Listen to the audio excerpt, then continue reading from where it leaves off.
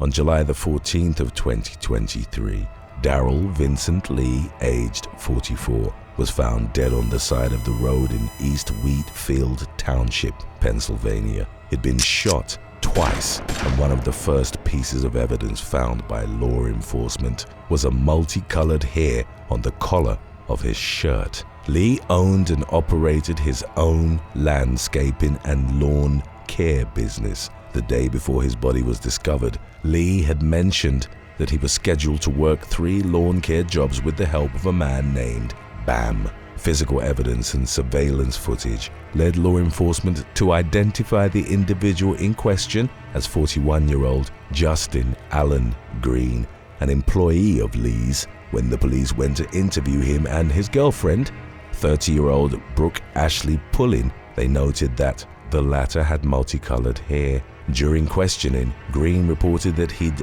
dropped Lee off at his home after they'd carried out the lawn care work and hadn't seen him since. The authorities obtained a search warrant for Green's pickup truck. There were multiple areas of blood splatter inside the vehicle, along with several of the same type of hairs recovered from Lee's body, while the console was found to contain 2 shotgun shells. In a second police interview, Green admitted to executing Lee with a shotgun after they'd collected the money for the jobs they'd performed, and while he sat in the passenger seat of his vehicle. In his harrowing confession, Green went on to say that he covered Lee's body with a shirt and some tools before picking up Pullin and their child. They reportedly went on a road trip to Maryland while Lee's body remained in the passenger seat. During the trip, Green claimed he disposed of the shotgun in the Potomac River. After returning to Pennsylvania, he dropped off Pullin and the child before dumping Lee's body on the side of the road.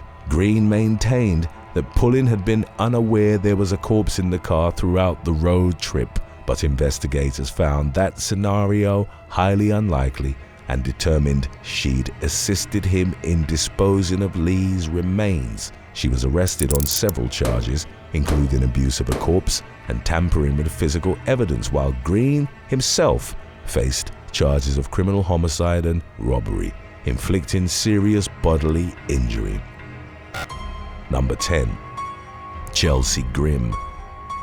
32-year-old Chelsea Grimm from San Jose, California, decided to take a cross-country road trip in the fall of 2023 to attend a wedding in Connecticut. The decision was partly made due to the fact that she couldn't take her pet bearded dragon, Roxy, on a plane. In September, the woman and her pet embarked on the trip, which would have seen Grimm drive nearly 3,000 miles. When Grimm arrived in Arizona on September the 27th, she called her parents to say that the road trip was too ambitious and that she wouldn't attend the wedding. Grimm, a photographer, mentioned wanting to do an art project about the lost peoples of the US before returning to California, and told her parents that she might not have cell phone reception in the days that followed. Grimm checked into a motel in Seligman later that day. Surveillance footage captured the 32-year-old appearing confused and disoriented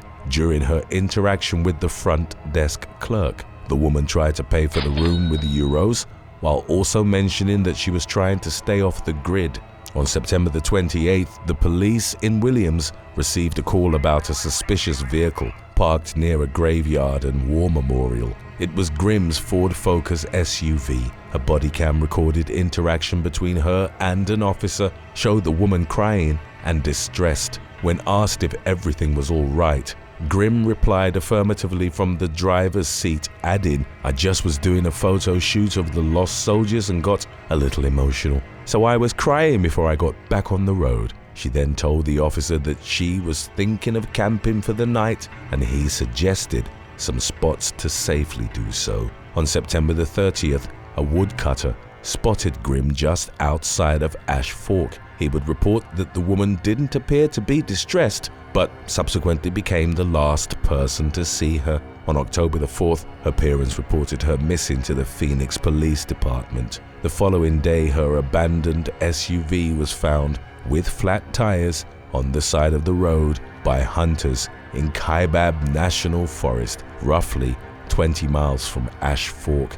The vehicle was locked and there was no sign of a struggle. Grimm's wallet, cell phone, and bearded dragon were missing, and only some clothes and a camera had been left in the car. As of January of 2024, Grimm remained missing, and there was no further activity on her phone records, bank accounts, or social media accounts. No foul play was suspected, but the woman's father did note that she was scared of a man she was dating, adding, "We feel like she was running away from him." Grimm's disappearance remained a mystery, which her family hired a private investigator to elucidate, but no major progress was reported in that regard. One of the theories was that Grimm had suffered some type of a mental health crisis, leading her to fully cut off contact.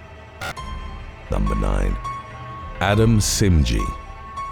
In the summer of 2022, before they were due to start the school year at the University of Central Florida, Adam Simji and his girlfriend, Michaela Paulus, were on a road trip through rural Alabama. By mid-August, they were sleeping in Simji's 2010 Chevrolet Uplander van while looking for waterfalls in Chiaha State Park. On August the 14th, the couple were flagged down by 21-year-old Yasmin Haider, who claimed that she needed help with her broken-down vehicle, a blue XB Scion. Simji and Paulus agreed to assist her, but after an hour of working on Haider's vehicle, they gave up. At that point, Haider, who'd faked her car trouble all along, brandished a pistol. She ordered the couple to empty their pockets and walk into the woods, but Simji also had a pistol on him. He pulled out the weapon, leading to a simultaneous exchange of gunfire between him and Haider. She was shot 4 times while he was shot once in the torso.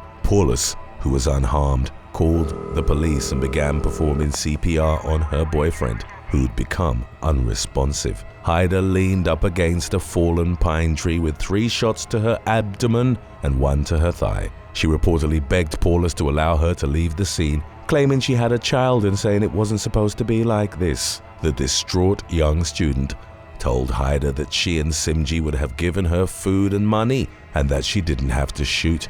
First responders arrived at the scene and took Haider to a hospital, while Simji was pronounced dead.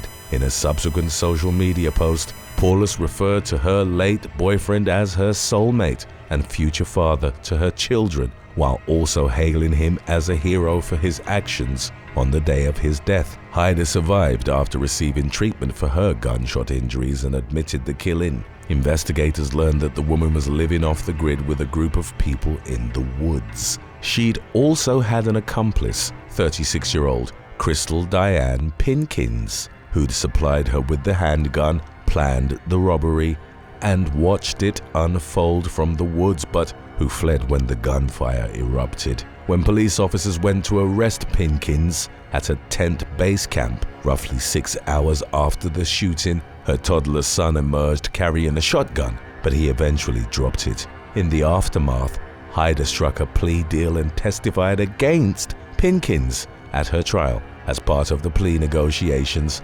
Haider admitted murder, kidnapping, and robbery, for which she was given a 35-year sentence. Pinkins was sentenced to life in prison in early January of 2024 after she was convicted of robbery, murder, and unlawful use of a firearm during a crime of violence. Number 8. Nikki Alcaraz and Steven Tyler Stratton. In May of 2023, mother of 2, Nikki Alcaraz went on a cross-country road trip to visit her uncle. Her plan was to travel from Nashville, Tennessee to California alongside her boyfriend, Steven Tyler Stratton, and their dog. On May the 4th, truck driver Jordan Hamilton witnessed the woman being beaten while she was down on the ground on the side of Interstate 40 in Torrance County, New Mexico. The woman in question was 33-year-old Alcaraz, and the man seen attacking her was Stratton. Hamilton got out of his truck reportedly ready to fight Stratton, but was dissuaded by the latter's calm demeanor. Instead, the Army veteran got between the couple and Alcaraz asked him to call 911. The ensuing interaction with law enforcement was captured on a deputy's body cam. Hamilton gave the deputy a rundown of what had happened. Alcaraz, who was crying and distressed, told the cop that she wanted to press charges and wanted Stratton, whom she said was her boyfriend of 16 years, to be put in jail. The deputy then approached Stratton, As he sat on the ground and handcuffed him, Stratton was shown with dried blood on his mouth and nose. Alcaraz had bruises and red marks on her arm and swelling to her face. Stratton told the deputy that he and his girlfriend had been involved in an altercation. "I don't want to get her in trouble or anything, but she's been blacking out off of like 1 or 2 beers and hitting me for the past 2 months, Stratton said, adding that Alcaraz had mental issues. The couple each reported that the other hit them unprovoked. Both appeared to have been drinking and both denied being behind the wheel. They ultimately decided not to press charges, and the authorities determined they'd been mutual combatants who'd started striking each other while driving on the interstate. Law enforcement separated them without charges being filed and impounded Alcaraz's black 2013 Jeep Wrangler. Alcaraz picked up her vehicle the following day, and on May the 6th, she called her sister Toni, crying and upset.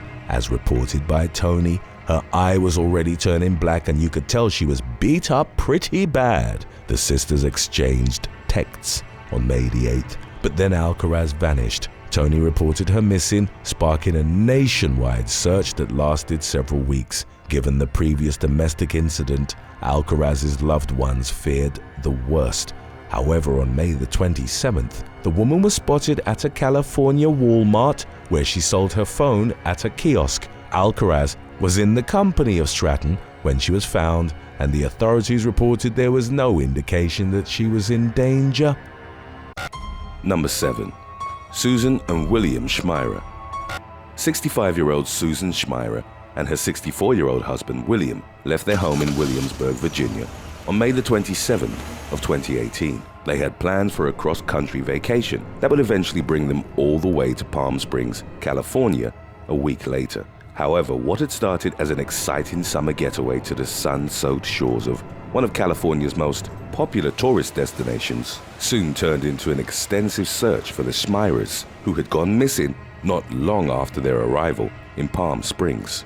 The investigation into their whereabouts began on June the 13th after the San Bernardino Sheriff's Department received a tip that a vehicle had been parked near the Amboy Crater National Landmark in the Mojave Desert. Since June the 2nd, they soon discovered the car belonged to the Shmiras, and an aviation crew was called in to sweep the area in search of the missing couple. In the days that followed, the Sheriff's Department recruited the help of volunteer searchers to aid in the rescue efforts. A few days after the investigation had begun, the remains of an unidentified male were found. A coroner later confirmed it to be the body of William Shmira, though his wife remained missing for nearly a year. In May of 2019, her body was finally found in the desert, east of the Amboy Crater. The search for Susan had taken so long because of the extreme daytime temperatures typical of the Mojave Desert. The area she was eventually found in occasionally hit highs of 160 degrees Fahrenheit. The autopsies confirmed the Shmiras had passed away due to heat exposure. Number 6. Erica Lloyd.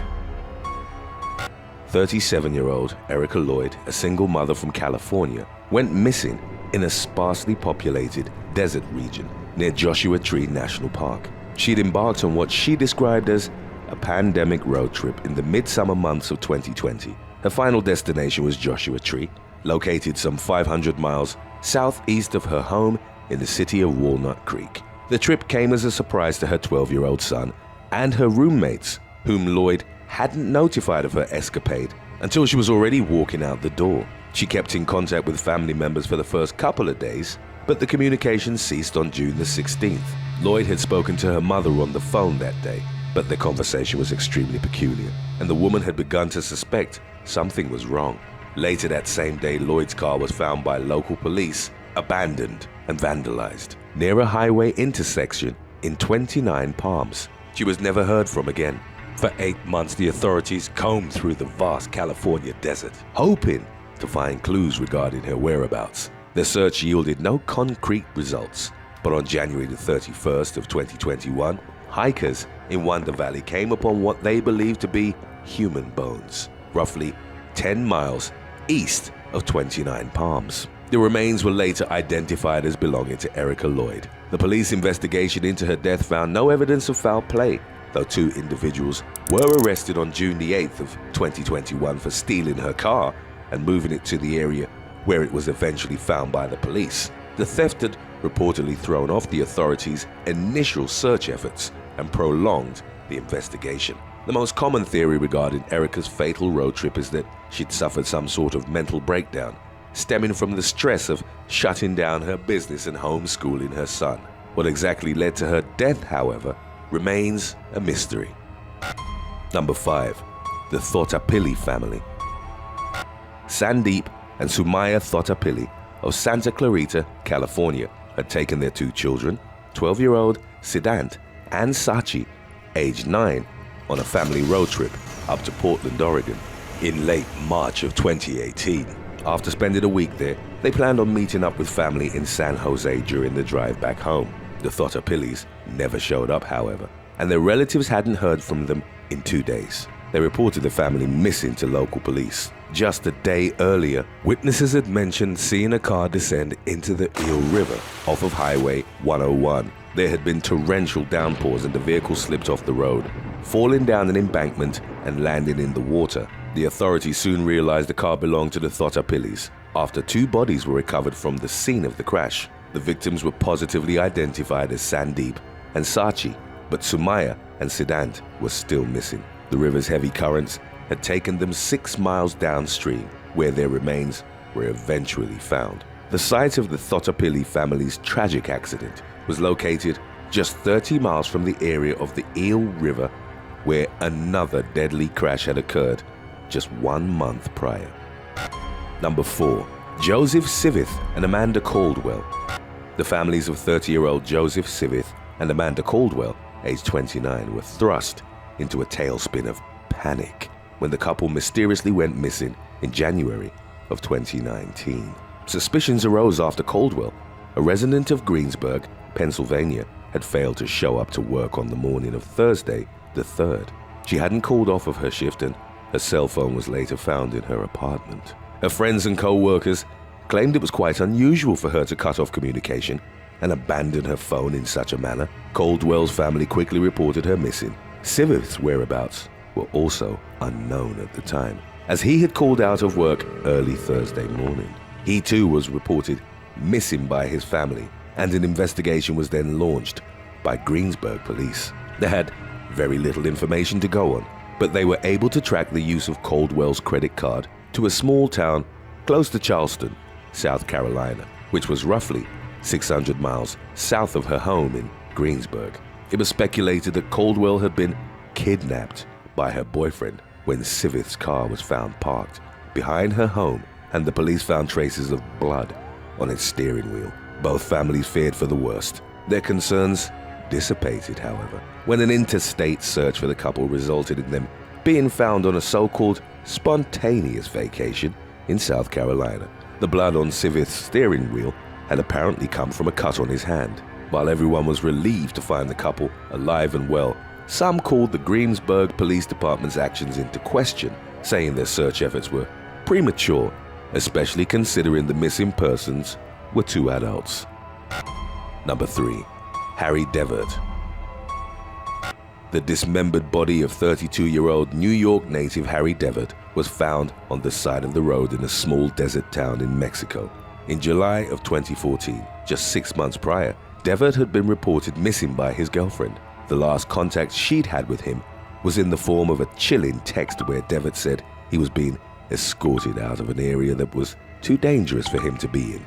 He was riding his motorcycle from his home in the US all the way down to Brazil for the 2014 World Cup, but had gotten caught up in a section of Mexico fraught with gang violence and drug cartel activity. According to a Mexican newspaper called Excelsior, Devert was kidnapped by a gang called Los Guerreros and was subsequently murdered. His severed body parts were put into multiple trash bags, and he was left next to the road alongside his bike and bags filled with marijuana and cocaine.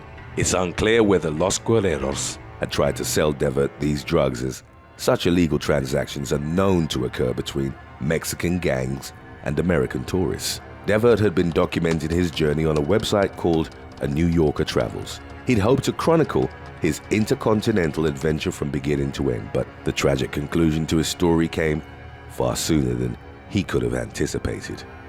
Today's topic was requested by Sean Delap8587, Nikki123BXD, and by Genesis. If you have any other topics you'd like to learn about, subscribe and let us know in the comments section below.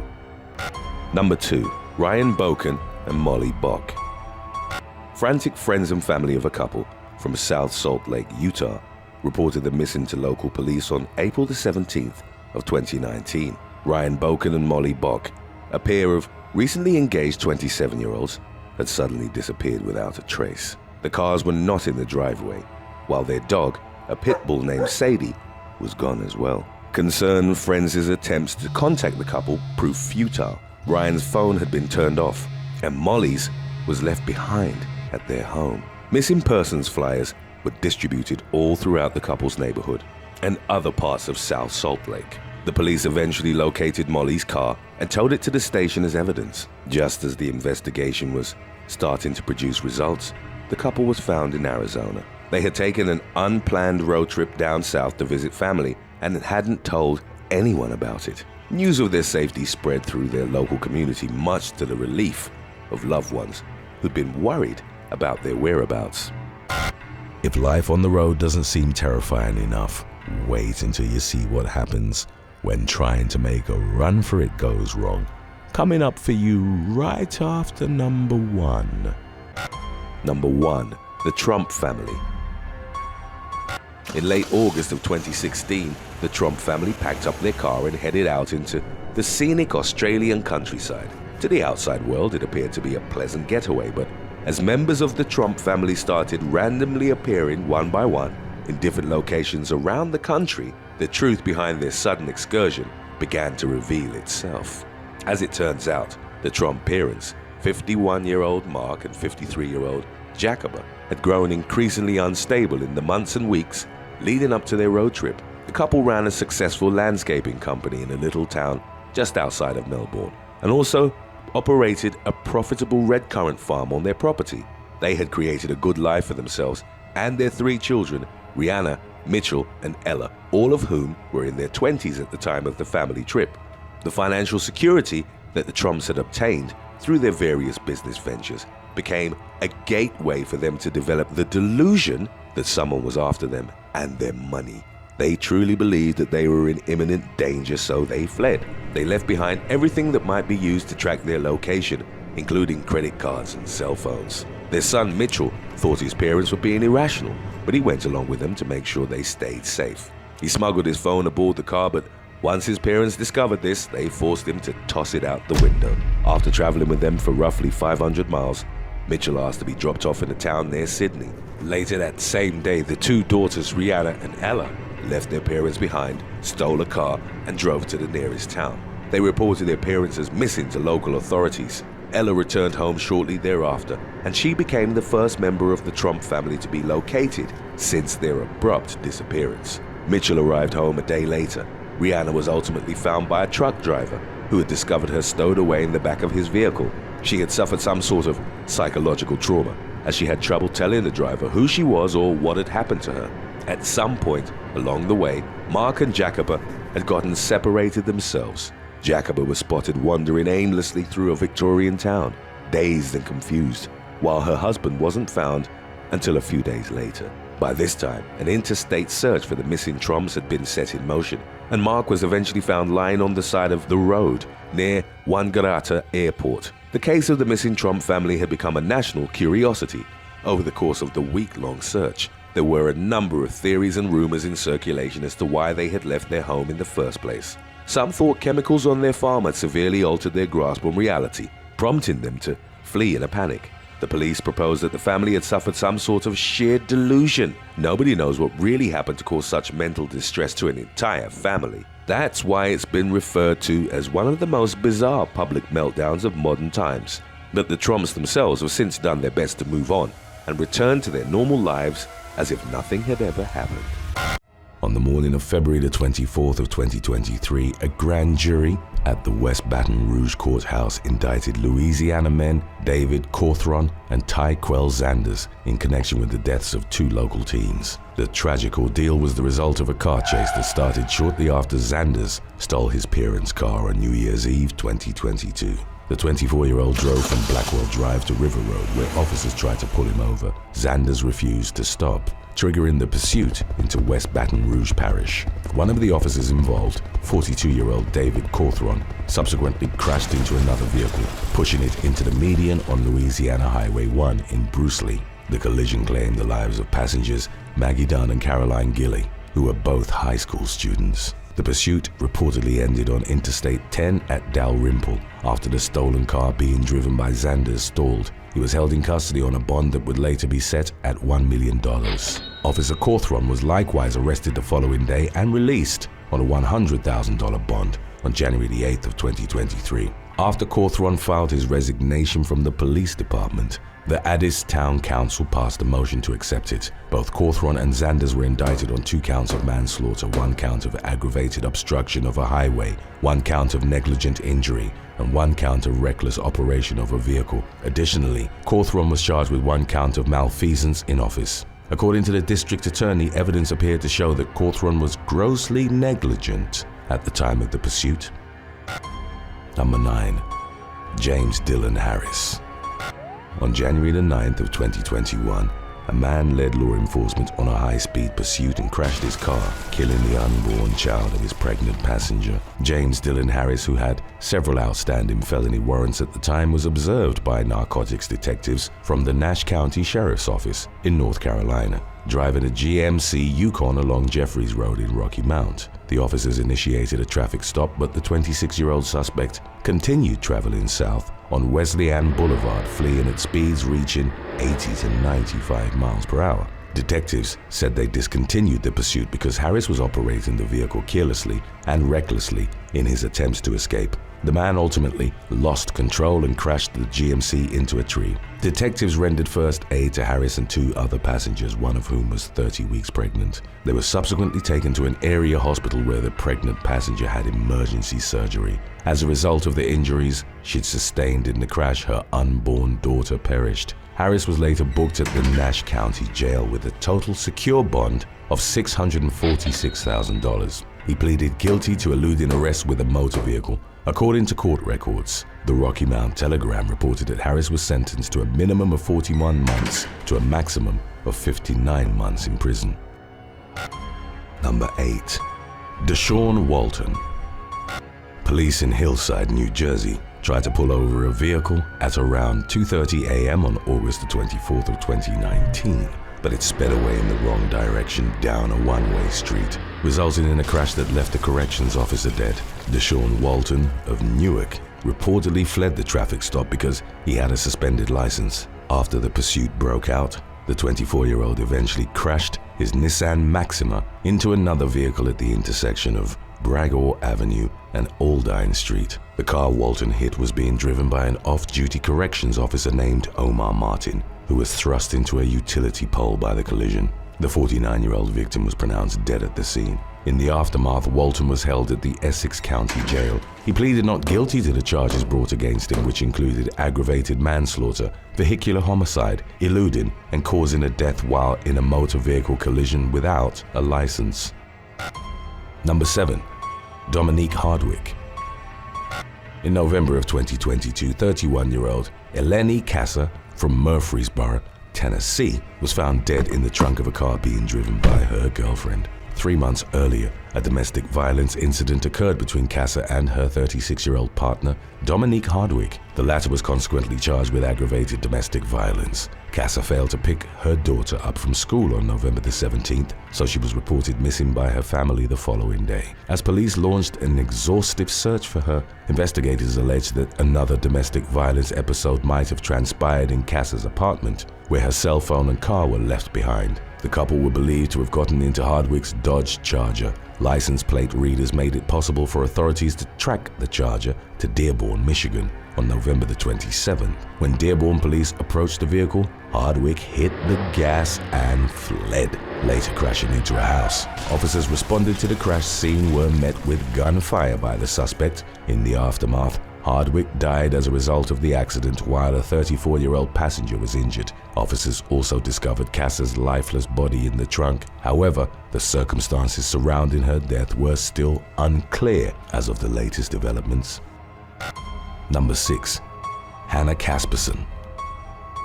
Hannah Casperson from Brookfield, Connecticut, who was wanted for dozens of car break-ins, crashed into 8 police cruisers on April the 3rd of 2022, injuring several officers in the process. At the time, the 25-year-old was on probation and suspected of assisting her boyfriend, 31-year-old Thomas Crawford, in vandalizing and ransacking 41 parked vehicles around Waterbury in late March. Crawford was arrested at a grocery store on the night of March the 31st, but Casperson got away. The man was held at the Walcott Police Department for burglary on a $75,000 bond. 3 days later, Waterbury police tracked Casperson to the area of Rutledge and East Main Streets shortly after 8:30 a.m. When officers approached the white Hummer she was in, Casperson accelerated, striking a police cruiser and clipping a utility pole before driving off. As officers chased after her, she hit another cruiser at Brass Mill Drive, then merged onto Interstate 84. The car chase proceeded into Monroe Town, where Casperson performed a U-turn and collided with 6 police cruisers at around 9:15 a.m. Upon hitting the last one, the Hummer careened off the road and struck a utility pole. In the aftermath, 7 officers were injured, 6 of whom were taken to the hospital. Casperson was also taken to St. Vincent's Hospital in Bridgeport, where she was arraigned on April the 4th. She was charged with 7 counts of assault on an officer, 3 counts of criminal attempted assault on an officer, first-degree reckless endangerment, and interfering with an officer, among other charges. She was later turned over to the Department of Corrections, where she was held on a $750,000 bond. Number 5. Alejandro Canchola. Friends and family gathered in Rialto, California to honor the loved ones who were killed in a fatal collision during the early hours of April the 2nd of 2022.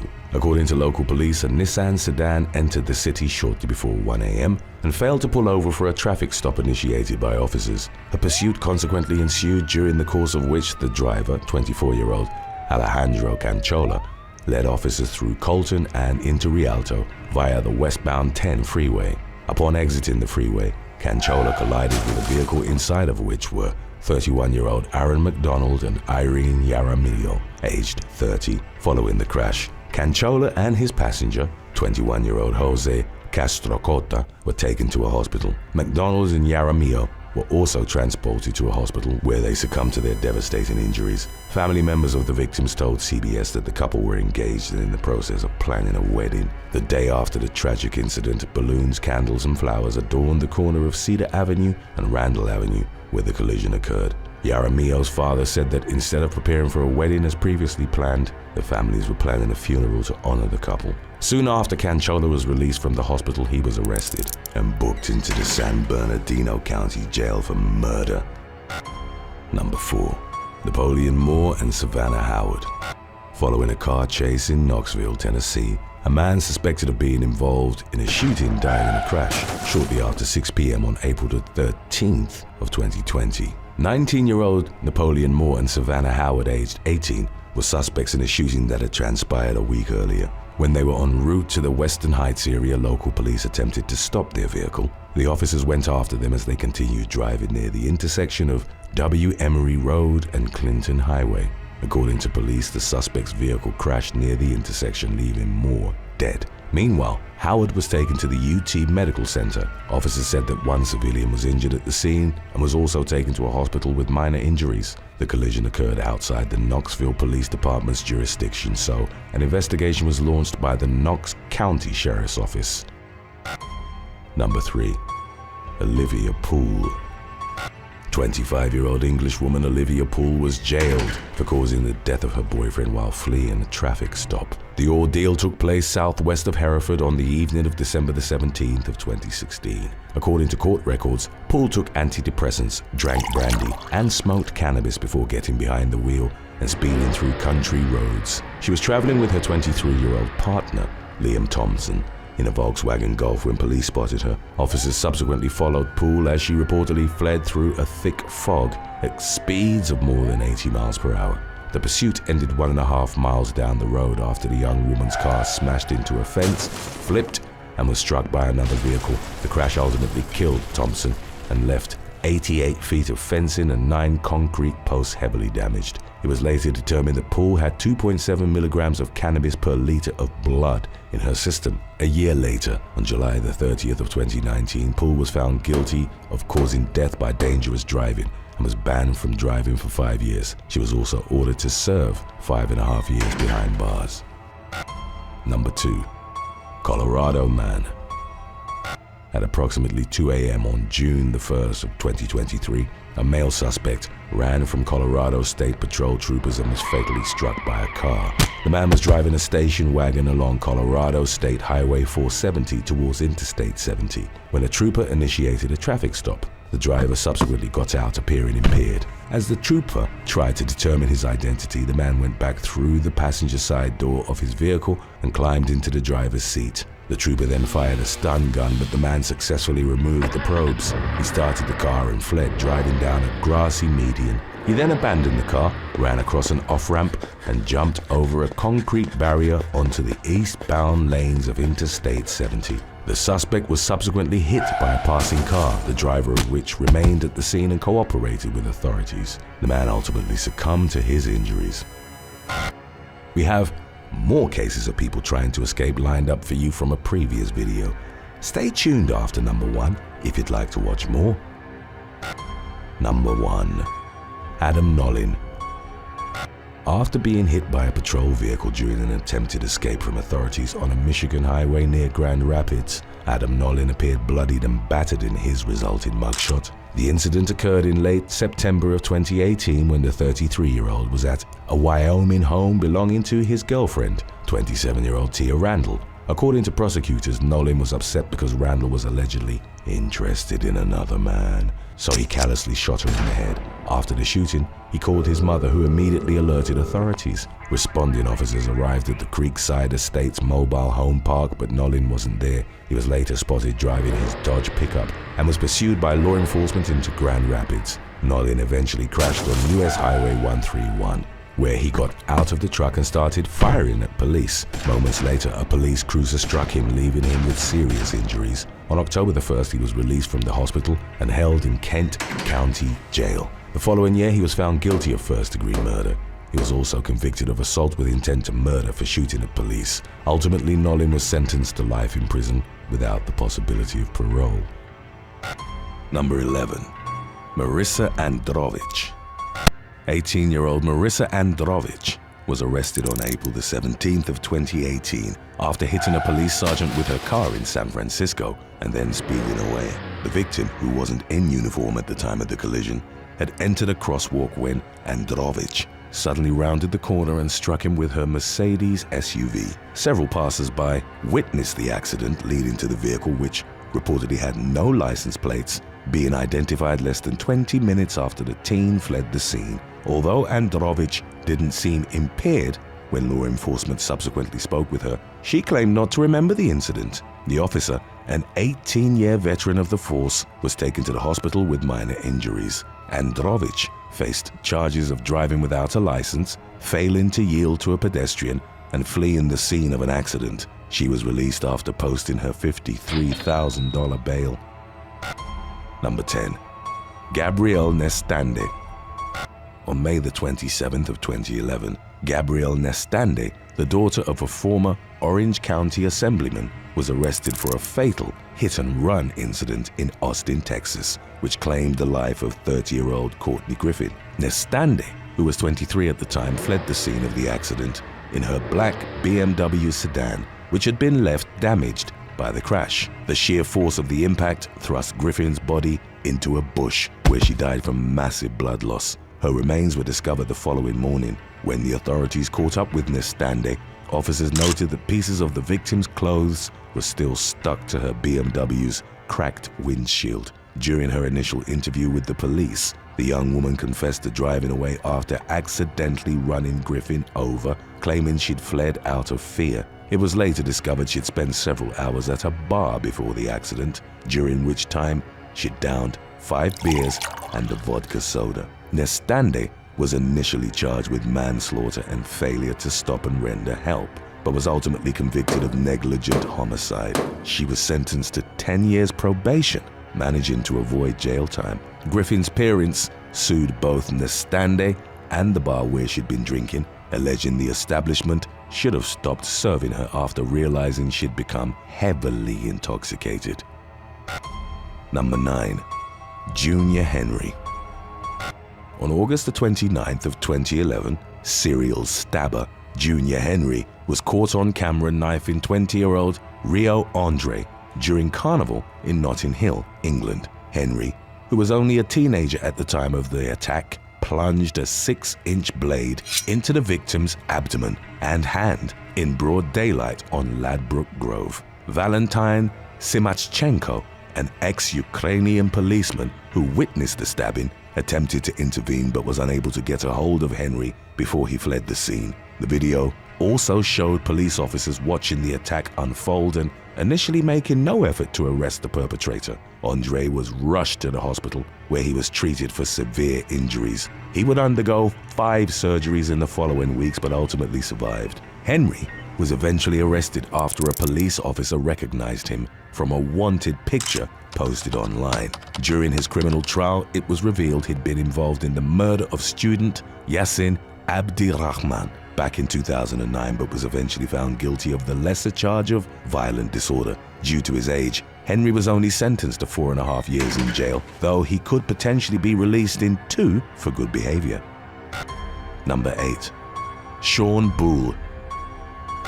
21-year-old Shawn Bull fatally stabbed Paulius Petrasianus on July the 13th of 2020 in Wolverhampton, England. Bull attacked the 24-year-old with a hunting knife after becoming frustrated by Paulius talking on the phone. Eerie CCTV footage showed the friends laughing and chatting just hours before the murder. Bull fled the apartment where the attack had taken place and managed to evade capture for 2 days before police tracked him down in the English county of Shropshire. He denied committing the murder, initially claiming someone else had killed his friend. He later changed his story, telling police he'd suffered a seizure and couldn't remember what had happened. Bull would eventually change his version of events a 3rd time, explaining that they'd been sparring when he accidentally stabbed Paulius and panicked. Though police were initially unable to find the murder weapon, it was discovered months later, discarded between a fence and a wall near the victim's apartment building. Bull was found guilty of 1st-degree murder in January of 2022 and sentenced to a minimum of 20 years behind bars. Number 7. Sharon Martinez Lazaro. On February the 23rd of 2021, Sharon Martinez Lazaro, a 27-year-old Los Angeles resident, crashed her car into a store in Miami before calmly leaving the scene in an Uber. The incident was recorded by witness Brian Prahl, who tried to convince Martinez Lazaro not to leave, telling her she almost ran over a homeless person. The woman ignored his pleas and got into an Uber, leaving behind her car and $5,000 worth of damages to the store. Both Martinez Lazaro and the Uber driver were arrested soon after. Police accused the driver, whose name wasn't released to the media, of aiding the woman's attempts to evade capture. Number 6. Caitlyn Rodriguez.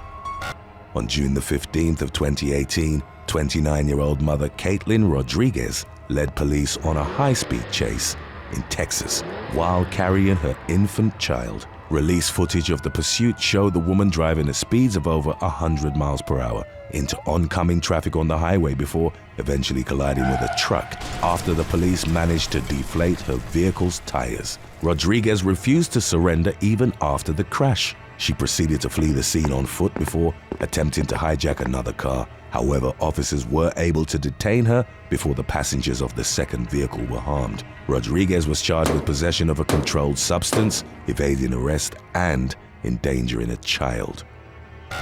Number 5. Madison Dixon. Oklahoma reporter Max Resnick and photographer Andrew Moller helped Tulsa police capture a woman who stole a patrol car in September of 2015. 19-year-old Madison Dixon, who'd been erroneously identified as Catherine Sanford by Channel 2, was arrested and placed in the back of a cruiser following a traffic stop. While the officers were distracted, she managed to jump into the front seat of the patrol car and drive away. Dixon was identified by Resnick and Moller after she abandoned the police vehicle, leading to her arrest. In a shocking turn of events, Dixon would be killed by police during a crime spree 2 years later. Between March the 16th and 17th of 2017, Dixon shot a man in the head and a woman in the arm, although both victims survived the shootings. On March the 18th, finding herself cornered by police, she fired her gun at a police car, leading Officer Jonathan Grafton to run her over. The entire incident was captured on the cruiser's dash cam. Dixon died at the scene while Grafton was put on administrative leave, pending an internal investigation into the matter. Number 4. Jesus Medina Morales. On September the 28th of 2022, California man Jesus Medina Morales was shot while attempting to evade police capture in the Cholas Creek neighborhood of San Diego. 35-year-old Medina Morales refused to stop when police signaled for him to pull over while riding a motorcycle with an obstructed license plate. Officer Justin Hibbard subsequently gave chase. Medina Morales eventually abandoned his bike and continued his escape. On foot, he fired his weapon at Hibbard and a second officer as they exited their vehicle, leading the policemen to pull out their guns. Hibbard returned fire and neutralized the suspect, who was taken to the hospital with non-fatal injuries. Medina Morales was arrested and charged with attempted murder, with his bail set at a reported $3 million. Number 3. Charles Woolery. A Michigan man was captured on CCTV robbing the Federal Savings Bank in Dearborn on March the 2nd of 2022. The suspect, later identified as Charles Woolery, walked over to a teller wearing a black face mask and handed them a note with instructions to smile and hand over the money, implying he was carrying a gun. After receiving $1,690 in cash, Woolery hurried out of the bank and hid in a nearby portable toilet, hoping to remain out of sight when police arrived at the scene. However, after reviewing the security cameras, officers quickly located the man and arrested him without further incident. When officers notified him he'd likely be charged with armed robbery, Woolery protested, indicating he didn't actually have a gun on him. If found guilty, he could be sentenced to up to 20 years in prison for the crime. Number 2. Shaylyn Gbet. 30-year-old Shaylyn Gbet, who was wanted for more than 18 felonies, was finally arrested on July the 27th of 2022 after breaking into a house in Rexburg, Idaho, and asking the residents to help her hide from the police. The homeowners instead called 911 after Gbet had reportedly asked if she could stay there for a few days. She fled after the residents refused to help her, leaving several objects behind, including stolen pill bottles.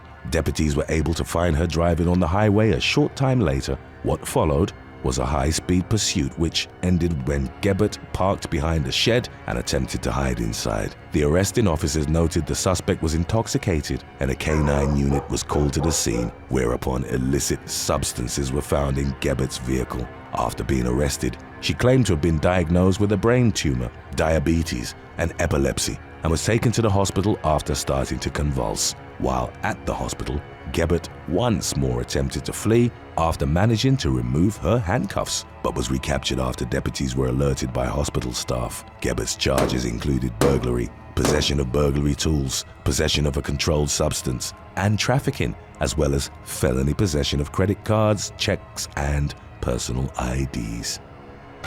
Number 1. Jessica Beal. On July the 23rd of 2022, 32-year-old Jessica Beal was pulled over by the police in Milton, Georgia, for alleged registration violations. Beal refused to comply with law enforcement and instead drove away from the scene. Officers were able to block her car, forcing her out of the vehicle. She attempted to resist arrest but was eventually restrained and handcuffed. Police officers found a young child and a miniature pig in the backseat of her vehicle. Beal was charged with felony fleeing, child neglect, obstruction, and improper registration. Thanks for watching.